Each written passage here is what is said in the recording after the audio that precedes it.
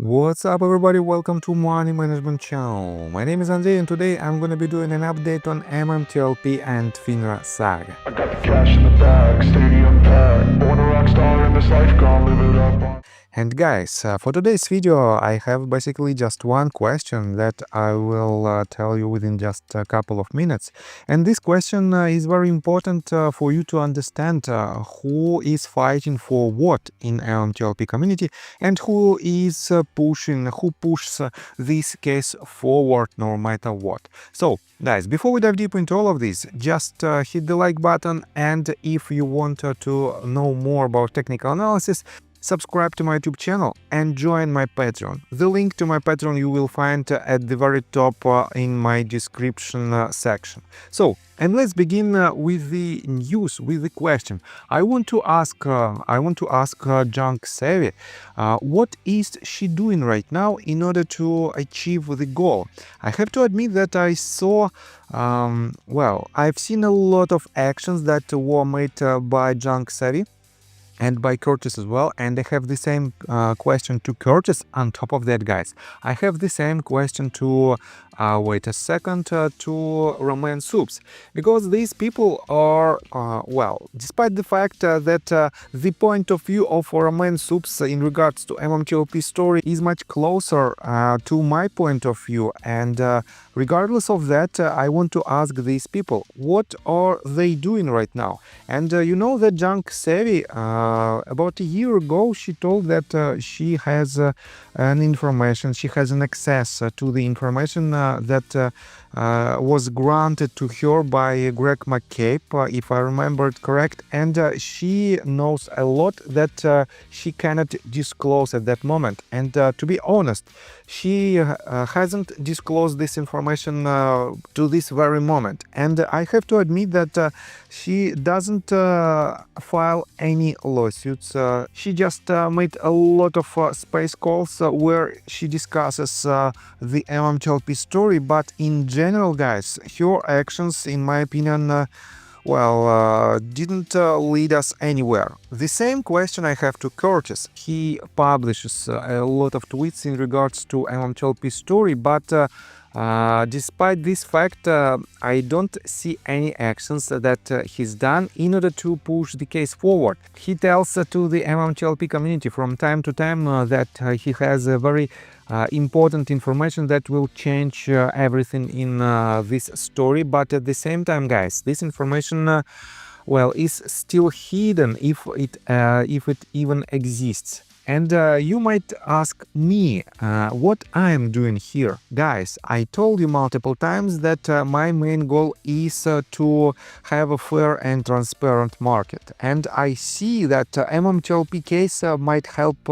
me to achieve this goal. But guys, I want to have the resolution for MMTLP shareholders as well, because I see that you were robbed by the people who is trying to hide this information, and who is trying to switch the narrative from one part to another, and who is trying to confuse the people who invested originally in TRCH, and then who bought MMTLP shares, and then who has the next bridge hydrocarbon shares. Guys, I have to admit that in Russia we have a very good statement that every fraudulent action has a name and surname behind it. That is why, if you want to have a justice, if you want to solve this problem, you have to accept all actions that are happening right now, because you cannot cherry pick certain facts that are staying aligned with your personal opinion, regardless of the grounds of this opinion. But I have to admit that the only people who are trying to solve this problem are the people who has an active lawsuits, and we have I believe about a bit less than 20 people who has these lawsuits. Definitely they are let me show you, wait a second, I will show you right here. It is a CPO with his case Kelly versus Finra, Jennifer Vitrano, Scott Trott. Scott Trott, by the way, has several lawsuits. Jason Peace, Daniel Spears, definitely Daniel Oxor, and I believe I forgot some people who filed a lawsuit as well. And to be honest, guys, in some questions I don't agree with these people. I don't agree with their opinion on some questions as well, and I highly disagree with it, but I don't want to dig deeper inside their point of view on other things. I want to tell you that these people are trying to really do something in order to achieve the goal, in order to achieve the resolution, in order to have this problem solved. And that is why, guys, I'm here to help them, to help any people who are trying who try to solve this problem, and I will do my best to help them. Let me show you that, well, I don't know what does Roman Soups in this story. I'm not sure that he even had shares of MMTLP and Torchlight Energy. But I can understand what does Sam Shine do here, because she had, and I believe she still has some shares of MMTLP. That is why she is a legitimate shareholder, and she has all the rights to ask any questions to the people who potentially might be involved in this story. And on September 26th, she wrote this: whatever MMTLP option Junk Savvy was consulting with Greg McCabe on over a year ago sure didn't result in any money for shareholders. Hopefully the consultants got paid at least. And guys, this is the tweet that she wrote on August 28th, and she published this. Yep, Junk Savvy already admitted to it openly. Access to privileged MMTLP info, consulting with Greg McCabe on resolution options, and threatening whistleblowers. And to be honest, this tweet was the main reason why I'm recording this video, because, well, what did Junk Savvy achieve? I believe she didn't achieve any goals. She is trying to just stonewall the efforts of so-called 1209 community. And on the other hand, guys, yes, for now we still have several lawsuits that are active, and we have several lawsuits that were dismissed by various reasons. And yes, we didn't achieve substantial results in the litigation processes as well. But in my opinion, this path, I mean litigation path to the resolution, is much more prominent for the community and has much more chances to succeed in this case. On top of that, guys, I can understand for 100% John Burda and George Palikers and even Greg McCabe. And I understand the inactions of Next Bridge Hydrocarbons and Metamaterials in this story, because these people and these entities are trying to protect themselves, because we have an active lawsuit that was filed by SEC against John Burda, George Palikers, and not Torchlight, but Metamaterials. And I have to admit that it is totally okay to see this type of behavior, but guys, believe me, we shouldn't cherry pick the facts. And if you think that they are innocent, I mean Greg McCabe, John Burda, and George Palikers are innocent in this case, so I have to say that the court will make its decision, and I believe that in this case, we will know the real story of these people and their involvement in this saga.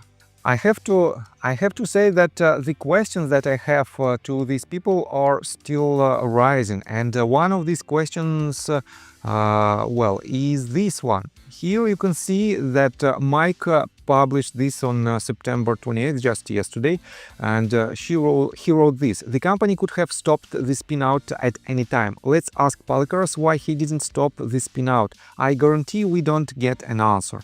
And he refers to the tweet that was written by himself, and he wrote this: like George Dulitakaras and John Burda fighting so hard for a motion to dismiss. You heard it from the horse's mouth, y'all.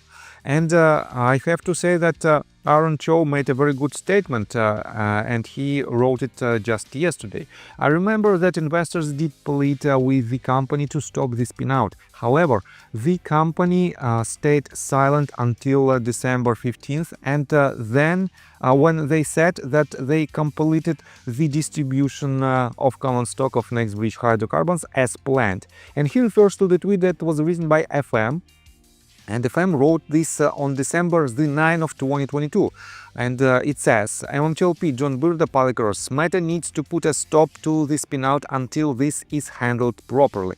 And here is the highlighted part of the official document, and it says, Meta has the right not to complete the spin-off if at any time the Meta board or directors determines in its sole and absolute discretion that the spin-off is not in the best interests of Meta or its stockholders, or is otherwise not advisable.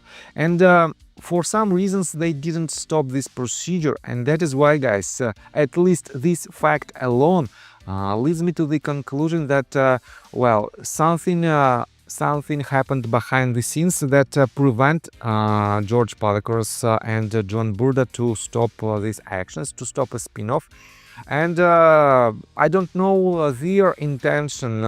Did they do it intentionally, or did they just miss this point where they can stop this entire saga? But for some reasons they didn't do it, and that is why, guys, well, the questions are still here, and I see that the